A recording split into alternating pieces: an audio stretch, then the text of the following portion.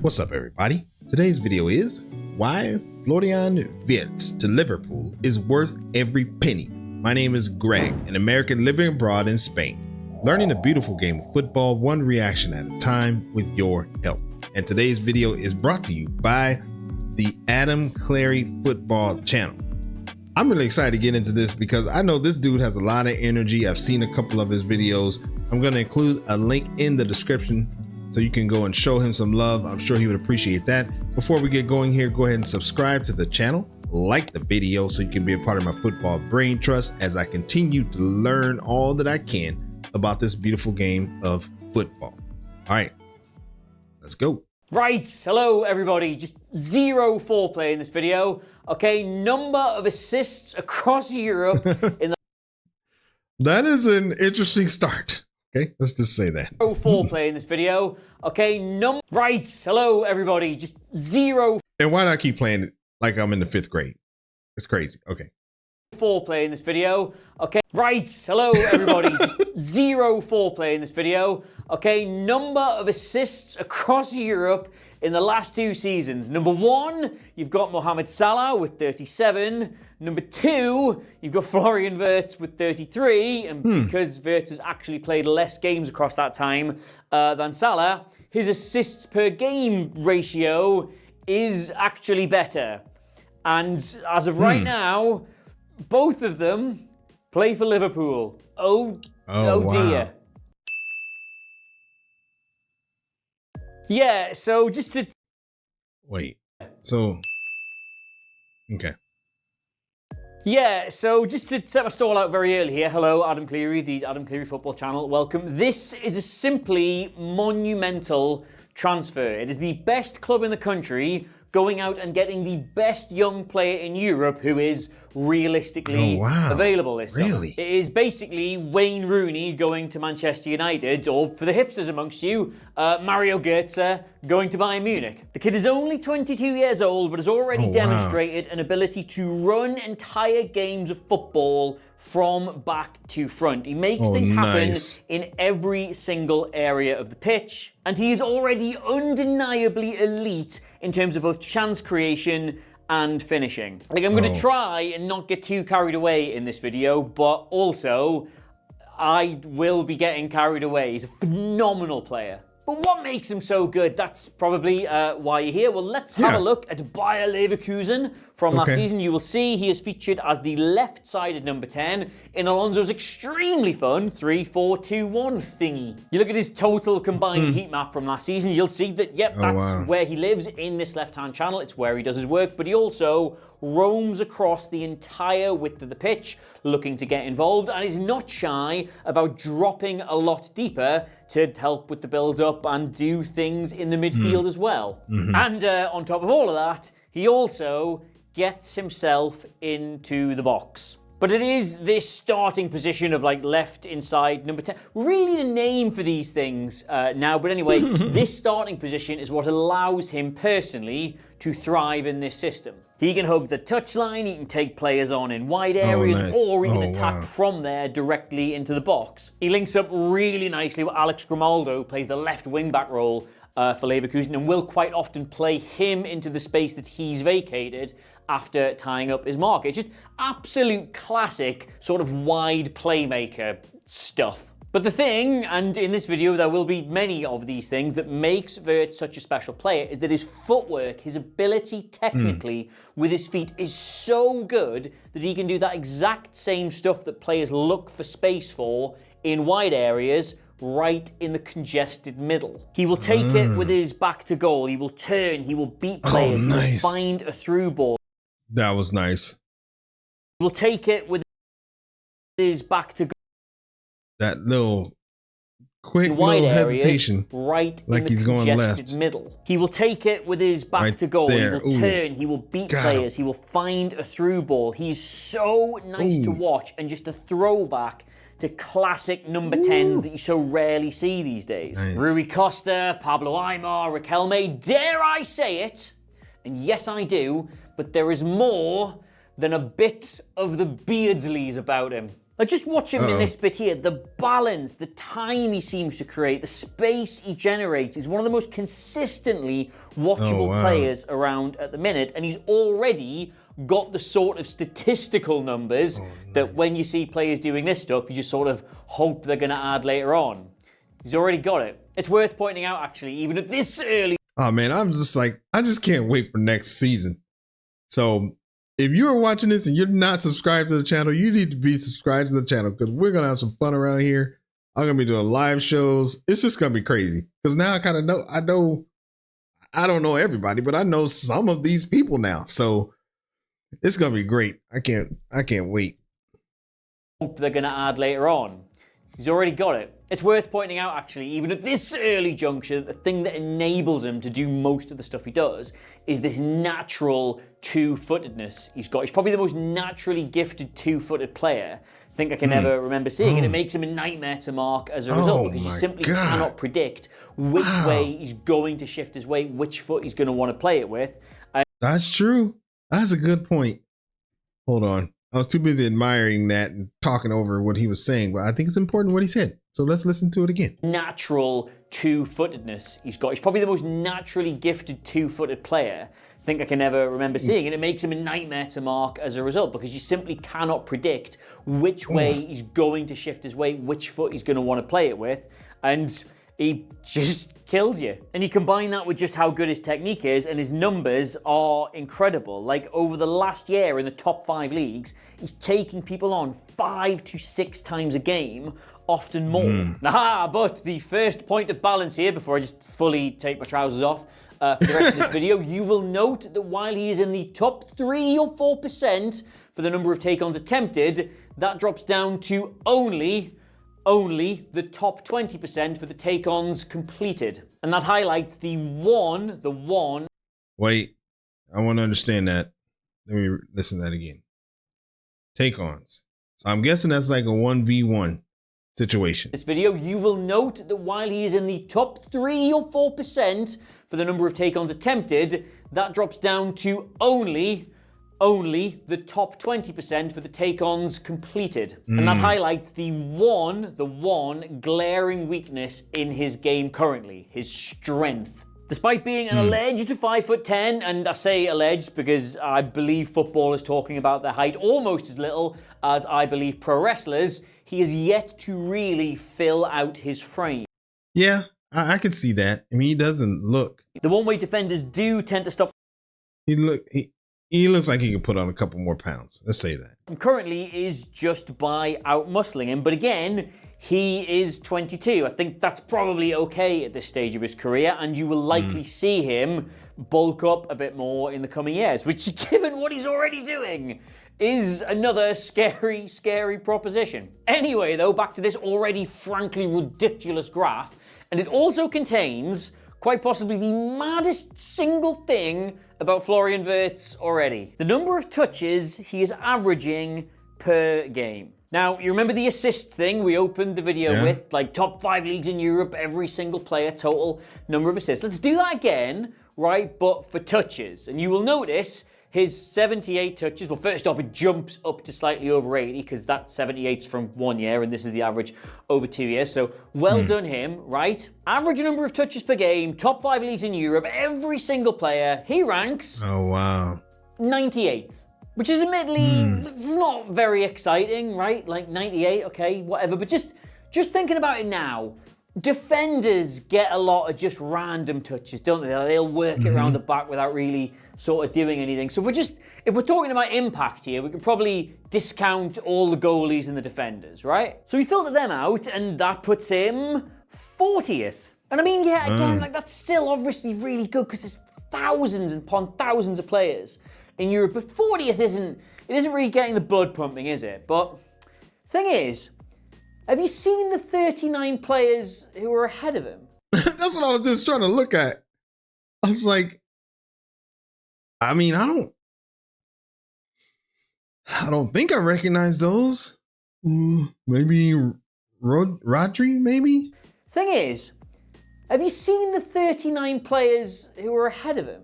Rodri, Kimmich, Toni Kroos, Granit Xhaka, Vitinha, Modric, Pedri, De Jong, Goretzka. Not one of those 39 players above him is by any stretch of the imagination an attacker. They're almost exclusively number 6s or playing in a pivot, seeing the ball repeatedly in areas where they're not really likely to be consistently pressured. And then, 40th or otherwise, there is Florian Wirtz, a left-sided number 10, playing in the pocket in front of the defence, going out on the left wing. The second highest number of assists to his name in all of Europe, just posting the same sort of involvement numbers as...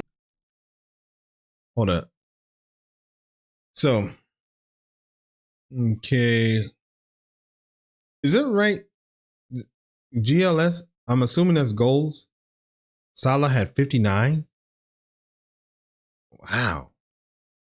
Europe, just posting the same sort of involvement numbers as your tempo-setting, possession-retaining number 6s. And don't get me wrong, the world's number 10s are on this list. De Bruyne's all the way down in 202nd, Martin Odegaard is 408th, Mo Salah is 1,697th. And what that means is in Florian Wirtz, what you're looking at is a completely unique profile of player, like with enough up here that he can go anywhere on the pitch and dictate the game, no matter what phase it's in. But with the feet, the quickness and the skill of just some made-up Brazilian footballer from the 1990s. So yeah, virtually no players in all of Europe touch the ball in the attacking third more than he does, because obviously that's exactly where he plays. But he's also in the top 6-7% for touches in the middle third as well, because when the game isn't here, it's usually here. So that's where he goes. And Liverpool, as daft as this is going to sound, because they literally play on complete opposite sides of the pitch, are not replacing Trent Alexander-Arnold with Frimpong, because he's too different a player. They are replacing him, that's English, with Wirtz. Because Liverpool aren't just losing a right back with this transfer, they're losing their best passer, they're losing their best creator, they're losing their best tempo setter, and that player now, undeniably, will be Wirtz. And actually, if you look at the... Oh, wait, so is this guy... I don't know who that is. Did he transfer?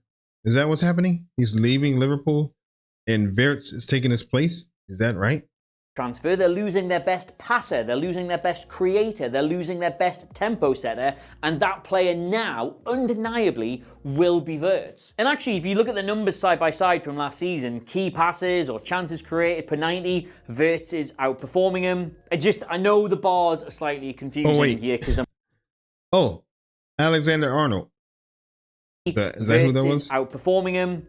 I know the bars are slightly confusing here because I'm going to say Wirtz is better even though it's smaller, but that's because his are compared to attackers and Alexander-Arnold's are being compared to defenders. They're not like for like. So just look at the number. Just the number's what we want. He's got more key passes, slightly better expected assists, slightly more passes into the penalty area, and you can also just completely discount, by the way, passes into the final third because Alexander-Arnold is a defender and Wirtz lives in the final third. So of course he won't be doing that. That's not a fair comparison, in my opinion. That's why it's so completely different. And don't get me wrong, for all I really rate both Frimpong and Connor Bradley, they do offer you something completely different to Trent Alexander-Arnold, which is another way of saying they don't replicate what he did. Liverpool were going to have a major creativity shortfall in Alexander-Arnold's absence unless they made a signing like this. And yeah, not a bad one. But the question is, where do you play him? Because as discussed, he absolutely thrives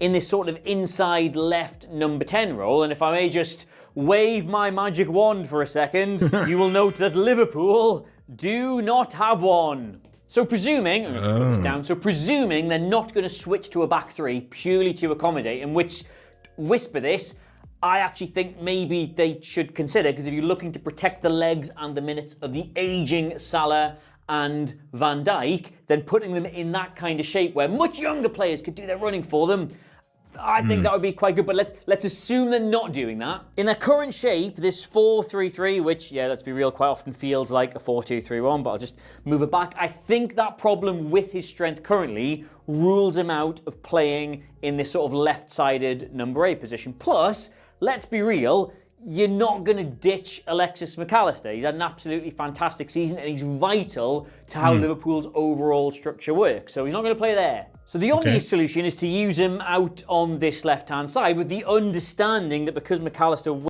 Well, yeah, that's where his strength is. So The solution is to use him out on this left-hand side with the understanding that because McAllister will tuck a little bit and it'll look a bit more like this, he's sort of free to drift into the channel he likes. And if you go out and spend maybe a little bit more money on someone who can play this entire side on their own, then all of a sudden the expectation that he does the width goes away as well. So he's basically playing this left-sided number 10 position without playing this left-sided number 10 position. But then, and I'm sorry, I need this for a second, but then, and just hear me out on this one, if the expectation then becomes you do so much of your creating down this side, well, you still got the only player in Europe out assisting him on the other. So it sort of feels like there's a slight imbalance there. That effectively forces Salah to become the Gakpo of this system. The expectation will be that he constantly drifts from this wide position into the box and he's got to challenge aerially, he's got to get on the end of things.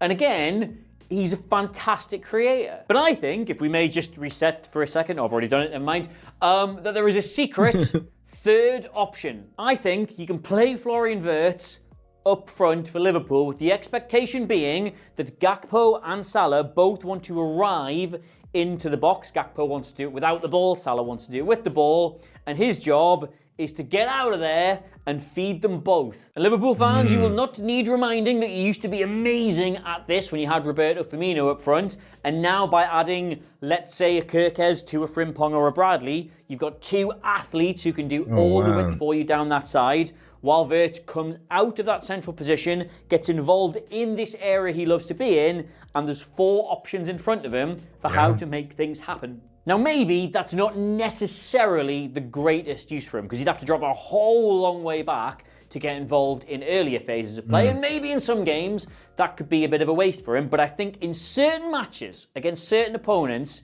he would very quietly, not very quietly, very loudly, be a revelation doing this. Plus, and I've got one more secret bit of praise to heap upon him for the end of the video, having him lead your line also gives you access to all of this. That is every single high turnover that Florian Wirtz managed in the last 2 years. Oh God, sorry, did I not mention that? Yeah, despite his lack of strength, he does have that dog in him. But Leverkusen aren't a massive high-pressing team, so his numbers don't leap off the page when you look at them. But when you watch him, he closes down really well. He does it very aggressively. He does it in a very structured way. He doesn't just go charging all over the place. And like everything else, you'll see, he does sort of favour doing it with this left 10 flavour. But will also, obviously, chase you all the way across the goddamn pitch if he feels he's got to. I love him. So to review, and I'm going to use this again. So he's also a great defender.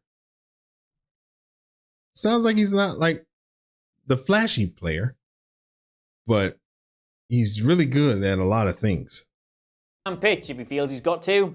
I love him. So to review, and I'm going to use this again, is he worth the 100+ million that Liverpool are going to pay for him? Yes. Well, there is no such thing as a sure thing in football, but given who he is, what he does, where he is going, what they do, and who he's doing it with, I would say this is about as close to a 100+ million pound sure thing as you will ever see. In fact, I'm just going to say it, the only way I can see this transfer failing is if he absolutely despises the Beatles or turns out to be deathly allergic to a pot of scouse. He's going in me FPL team immediately. But yeah, I'm going to put that away now because it makes me just get too intense. For some reason, that's Florian Wirtz and why I think is going to be a massive success at Liverpool. What an exciting transfer. We haven't had one of these in a very long time. If you've enjoyed the video, Liverpool fans, if you too are rubbing your knees raw at the thought of this, please let us know in the comments below. Just, awesome. I don't know. How many goals is he going to score? How many millions of assists is he going to get? All thoughts, feelings, comments, everything else, absolutely welcome. Down below, you can get me across all the social medias. I forget what side it appears on, at Adam Cleary, C-L-E-R-Y. I am dearly hoping that by the time this goes out, we have crossed the magic 100,000 subscriber threshold. But if not, if we haven't, Liverpool, you could be the ones who do that. That's something else you can win in football. You can make me get the 100,000 subs. Wouldn't that be nice for you? Wouldn't that just be something you'd love to brag about? I think he already got it. So that's awesome. Man, he is so great. I really like him. Yeah, he has 113,000. So, but we can still send some people over there to help him out.